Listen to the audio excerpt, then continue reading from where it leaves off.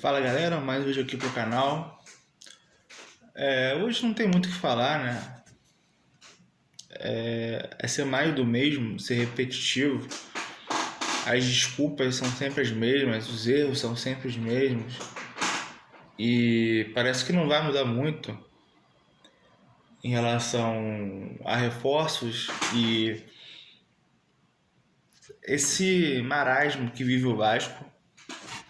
Porque, cara, pelo que o dirigente falou na coletiva, o Pedrinho vai contratar, mas não tem dinheiro para contratar, ou seja, vai gastar dinheiro em apostas para ver se dá certo. Só que se a gente parar para analisar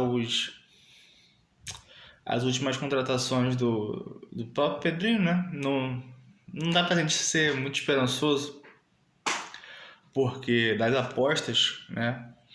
Das contratações que ele fez desde o ano passado, a gente não. Acho que assim, só o Nuno e o Tietê, a princípio, vingaram. Todas as outras, todas, nenhuma vingou. Assim, estamos falando de Emerson Rodrigues, Jean David, Max Domingues, Garré, Lloyd, entendeu? Quem mais aí? Vamos tentar lembrar. Lucas Freitas, Lucas Oliveira, olha, Maurício Lemos, sabe? E o Thiago Mendes a gente não sabe o que vai ser ainda. Não sabemos. Então, cara, aí vai gastar com aposta. Eu fico pensando, cara, que apostas? Porque assim, até agora o outro transfer ban não resolveram também. Até o momento baixo ainda está com o transfer ban. Se não resolver. E o Pedrinho, que não fala nada desde novembro do ano passado, né? Estamos indo para agosto, não dá mais coletiva, né? Não dá nada. E aí? Pelo menos dá uma satisfação pro torcedor. A gente sabe que você já não tem moral com nada, ninguém mais acredita em nada, sabe? O teu papo. O Felipe, então, tá ali pra nada. Você também não vai demitir, né? Quando tem coragem. Então, é cansativo. Porque tudo que tá acontecendo agora já é culpa dele. E assim, ele tem um medo absurdo de vender o Vasco. Porque se ele vender errado, como fizeram, o argumento dele fala com o Salgado, fala com o Brant, fala com o Osório, fala com sei o quê, de criticarem os caras que venderam para 777, ele vender mal, ele não vai ter mais argumento, porque ele vai ser do mesmo time dessa galera que ele tá criticando. Ele não vai ter mais nenhum argumento, nenhuma moral para falar. Então ele tá com um medo absurdo de vender o Vasco. Ele tem um medo muito grande. Essa é a grande questão. Ele não quer vender. Ah, não, estamos procurando, tá nada. Ele quer acabar a gestão dele, tentar suprir algumas coisas, tentar segurar as pontas, entregar a próxima gestão para a primeira divisão e problema do outro que vier. A eleição é só, acho que é meio do ano que vem. Então, assim, se eu sou ele, eu peço para sair já no final do ano. Deixa o cargo. E se o Vasco for rebaixado, duvido que ele continue. Até o ano que vem ainda, meio do ano.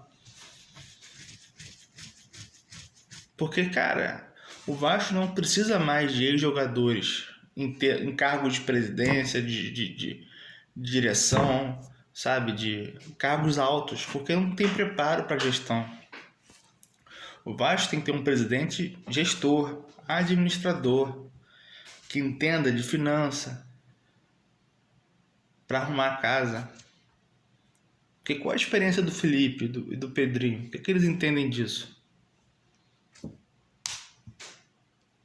Aliás, o que eles entendem de futebol? Jogaram, mas qual é o entendimento? Porque assim, você jogar é uma coisa, você entender é outra. Porque se fosse assim, o Maradona ia ser um puta treinador. Maradona foi só abaixo do Pelé pra mim. Mas como treinador foi horroroso. Tem gente que sabe jogar, mas pra ensinar, não sabe. Não. E é assim. Não é à toa que a gente vê vários ex-jogadores comentaristas aí falando um monte de besteira. Coisa que não sabe. Então não é seguro pra ninguém. Vamos botar o cara lá porque ele é vascaíno. Porque ele entende de futebol, jogou bola. Cara, como é que dois caras que jogaram bola, jogaram bem, contratam todos esses caras que vieram assim? O que eles viram? Qual foi o grande scout? Já que eles, né, tem ali a galera dos scouts. O que eles passaram pro Pedrinho, pro Santana, pro Felipe? Olha, esse aqui, cara, não tem números que você comprove que o cara joga. Cara, eu sempre falo isso. Pô, o Emerson Rodrigues, ele tava jogando a Libertadores do ano passado, tava até no grupo do Flamengo. Teve jogo transmitido na Globo desse cara. E trouxeram ele assim mesmo. Você pôde acompanhar. Não é porque, pô, o cara jogou o Campeonato Colombiano, tá escondido. Não, o cara jogou em uma Libertadores também. Tava aqui. Todo mundo viu. Trouxeram um cara assim mesmo. Então, assim, cara,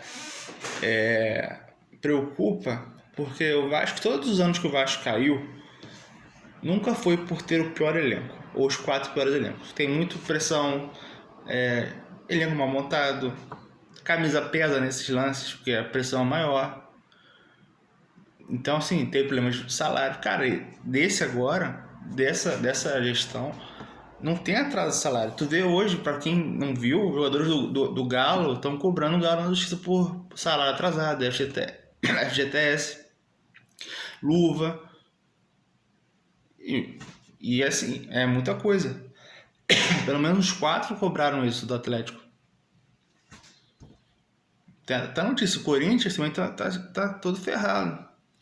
Então, assim, essa gestão, ela consegue ainda contratar alguns jogadores, pagar salário em dia e mesmo assim o time não anda.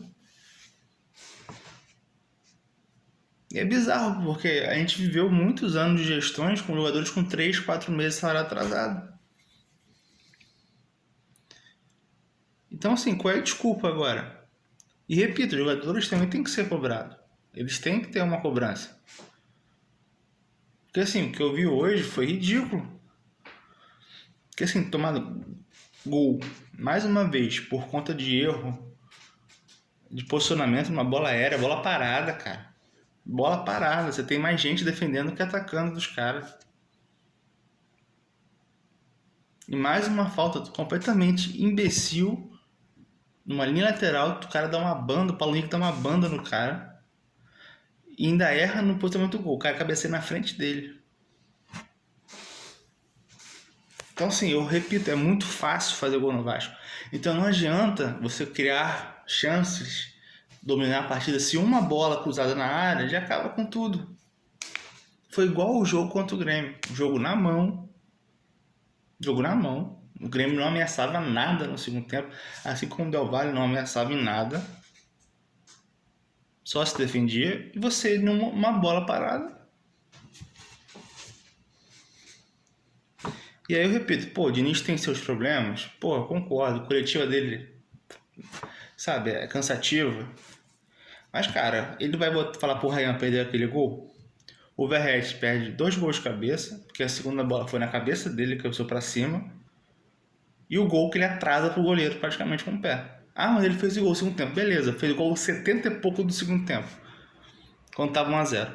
Se ele faz pelo menos um dos gols aí, poderia ser outro jogo. Poderia. Que aí é 1-0 ao começo do primeiro tempo. Então, assim, não é porque ele fez o gol que a gente não pode criticar as atuações dele. que quem deu o passe pra ele foi o João Vitor. Então o João Vitor jogou pra cacete, porque deu assistência. E aí o Vasco empata num lance fortuito, porque não queria. No segundo tempo acho que o time bagunçou, já sentiu o gol. Muitos chuveirinhos pra área, parecia o time do Carille antigamente, né? O time da 2024. E não tinha mais, assim. Eu até acho que deveria ter tirado o Verrete, tirado o Nuno mais cedo, o Tietchan, que parece que é o único que sente, que corre. Né? O Nuno também se esforçou, mas de resto o time parece que não entende, né? Onde está jogando. E o que preocupa é porque, vamos lá, o Vasco não vai jogar agora essa rodada, né? Então o Vasco vai estar com 2 jogos a menos. Então já deve entrar na zona nessa rodada. Vai pegar o Inter fora de casa. Sem o João Vitor, zagueiro de ofício. O Lemos não tem condição, pelo menos pelo que provou, condição de técnica, de física, nada. Lucas Oliveira já ninguém conta mais. Então, assim, ou ele vai começar com o Hugo Moura já titular. E o Lucas Feito, que tá gripado, não jogou hoje, também não sei se vai estar bem.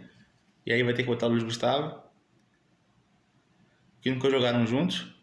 E repito, para mim, você começar com o Hugo Moura, que hoje não comprometeu, mas o Inter jogando em casa é diferente você pegar o Del Valle em São Januário. Então, você começar com o Hugo Moura já de início, para mim, é perigosíssimo. Perigosíssimo. Então, sinceramente, eu não sei qual vai ser o time que o Diniz vai colocar em campo. Porque, cara, tem que ter um zagueiro urgente para contratar pela direita. 1 ou 2.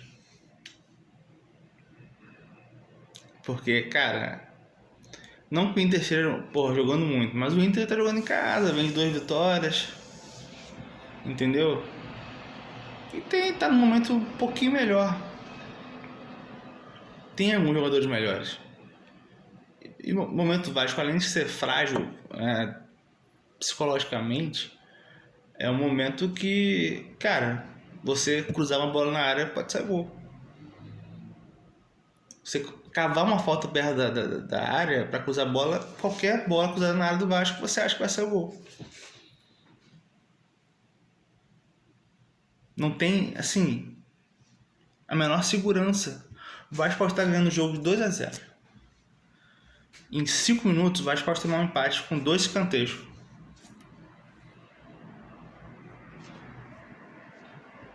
É isso. E assim, o sistema defensivo não se faz só com os zagueiros. Entendeu? Então, assim, é uma fragilidade muito grande. Porque quem volta para marcar a bola parada? Você tem o Verrete, você tem o Ryan. Vários jogadores de meio campo voltam para marcar. Não é só a dupla de zaga. Aí qual é a segurança que o Vasco passa no próximo jogo? Cara, é de enlouquecer, porque eu não tenho nem mais força pra ficar aqui, sabe?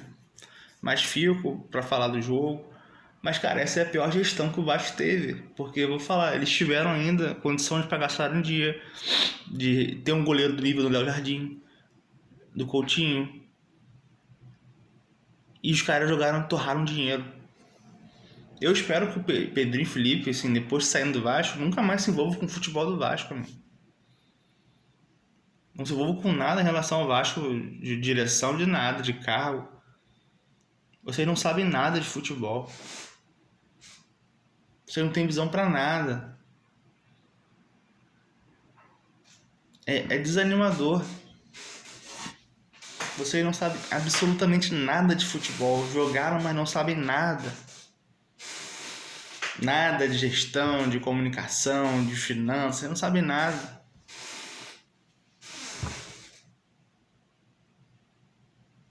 E mais um ano que temos protesto, torcida, mais um ano estamos na zona do rebaixamento, perto dela, e mais um ano que vai ser sofrimento, mais uma vez. Ninguém mais aguenta isso. Ninguém nem mais zoa a gente por causa disso.